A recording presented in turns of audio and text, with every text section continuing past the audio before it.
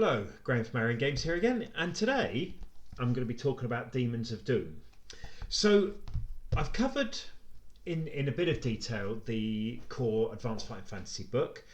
Any of you knows the Fighting Fantasy game books will know the standard tropes there, pretty vanilla fantasy.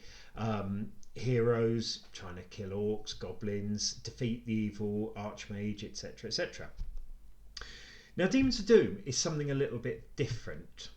And it's been out a couple of years, and it's based upon a campaign that I played in many years ago as a teenager. One of my friends at the time ran a campaign. We used Rollmaster at that point, and it stuck in my mind through the years. And a couple of years ago, it suddenly occurred to me, as these things do, that this would make a great premise for an Advanced Fighting Fantasy book. So, for those of you who are not familiar, Demons of Doom is a source book for AFF. You need the original Advanced Fighting Fantasy core book to run it, and obviously things like Out of the Pit and so on help. Now in standard Advanced Fighting Fantasy, you are a warrior, a wizard, a rogue, a paladin, you're a human, dwarf, elf, etc. In Demons of Doom, you're none of those things. In Demons of Doom, you are a demon. Now, when you first start the game, if you like, your level 1 character, your beginning character, will be a type 1 demon. So I've classified the demons into type 1 to type 7. You'll be a type 1 demon. So you might be a demon spawn, you might be a fiend, you might be a maze fiend, a chaos demon, a minor demon, or even a demon toad, which of course could make some interesting sessions.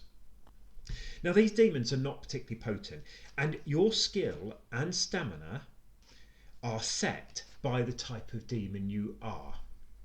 So you as a character don't have, if you like, your own skill or stamina. You have the skill or stamina of your current form. Now you do have special skills. So you might have some special skills of, say, swords. So if you are a demon toad with swords, you're going to struggle a bit because you can't use a sword. You don't have a hand. If you're, however, a demon spawn, no problem. Now the key thing about this is, as you increase in power, you can't spend experience to increase your skill or your stamina or your magic.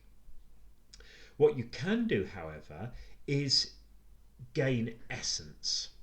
An essence, if you like, is the level of a demon. So when you gain enough essence, you become a type 2 demon. Now these are Demon Bat, Demon Steed, Hellhound, Marsh Fiend, Messenger of Death, and Uemo. So again, you've got different demons with different powers, and all of the demons are described, as you will see here, picture, stats, special abilities, etc. Now once you become a type 2 demon, you change form. So you might well be a demon toad in your first incarnation. When you get enough essence together, you might become a marsh fiend. When you then reach some more essence, you become a type 3, and then you might become a homunculus or a demonic servant or a muck demon or a night gaunt. And then you get enough essence, and eventually you get up to 12 essence, and then you can be a hell demon or a night demon or a snake demon. So a really powerful one. So the progression is based upon on essence. Now the key here is, if for example you start your first session, at the end of it you earn an essence, you become a type 2 demon. In your second adventure, you're fighting some really tough heroes or town guards, whatever, and you get killed. That is not the end of your demon, because its spirit leaves its body, has less essence because it's been killed, and it reforms into a type 1. So although to begin with everyone will be a type 1 and then probably a type 2 and then about a type 3 maybe together, as a particular character's demon gets killed, they then come back as a lower type. So, but of course it then becomes slightly easier to catch up again. So you've still got your remembered skills and talents, you just don't have the more powerful form, but you can get back to that. And there are various campaigns you can play with this. There's obviously a whole load of demons you can be, and it's fairly easy to add in new ones as well. But there's various types of demons you can of campaigns you can be. So in here, not only do we have all of the rules for demons and the different types, and new magical items and so on and so forth. We also have rules for demonologists. Now these of course are rules that can be dropped into any Advanced Fighting Fantasy campaign. You could have a demonologist enemy in any campaign. So we've got rules for demonologists with new spells, new rituals and so on. And indeed a random creature creator. But the different types of campaign you could run with this would be an all demon campaign. So you could say to the players, you are summoned by a demonologist sent out in the world, you are sent by a demon prince, etc, etc, whatever.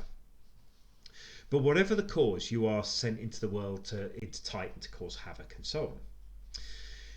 Now you could also play a campaign where one player is the demonologist and he has control of the other demons. Now of course they may not want to do what he wants them to do, because they have a certain element of free will. He may even use spells to force them to do what he wants to do.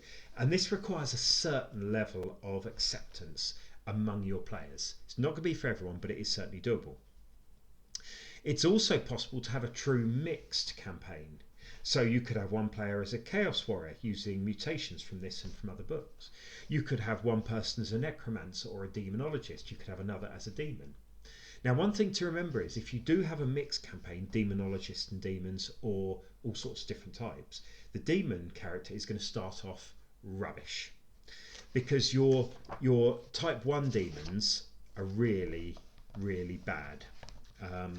So we look for example at Demon Spawn, skill 6, stamina 9, luck 8, intelligence low, no armor, medium claw. They're pretty rubbish. They're going to be no match for a Chaos Warrior. But give them a few essence and they become, say, a type 4 demon after a number of adventures. And while the Chaos Warrior's got a bit better, suddenly the demon is, say, a smoke demon. So skill 9, stamina 18, luck 9, high intelligence, small claw, and 2 attacks and a penalty to everyone fighting it. So it's suddenly become really, really powerful. And once you get to types 5 and 6, the demon is going to waste past the others. So again, these are very specific types of campaign. And you could certainly run this as a short campaign, 5 or 6 sessions, as a bit of fun. You could, of course, run it as a much longer campaign. Now, of course, once you start getting to the type 6 and even 7 demons, and you look, for example, at the smoke demon, base skill 14, stamina 37, luck of only 4, medium natural armor, but double damage, 2 attacks, every mortal who comes near loses a point of skill and 2 points of luck, and anyone attacking it has a -2 penalty if they use non-magical weapons. That is going to be more than a match for just about any hero character you might put against it. Even dragons are going to struggle against that. So a whole party of type 7s is not going to be fighting a few heroes or a couple of enemies. It's going to be fighting small armies by itself. So it gives you some options, and it is a bit of fun. And of course you could easily have a demon as a long-term enemy in a campaign. As it keeps accumulating essence, it's getting more and more powerful. Can the characters keep up with it? Because when it hits that type 7, they're going to be in real trouble. So you can use this book in different ways, but what I would say is if you have it, give it a try. If you haven't got it and you've got Advanced Fighting Fantasy, you played a campaign or 2, give it 2 or 3 sessions, see how you get on. Just have a try. It's not meant to be taken seriously, not too seriously anyway, but it is really a bit of light-hearted fun for AFF, and just something a little bit different.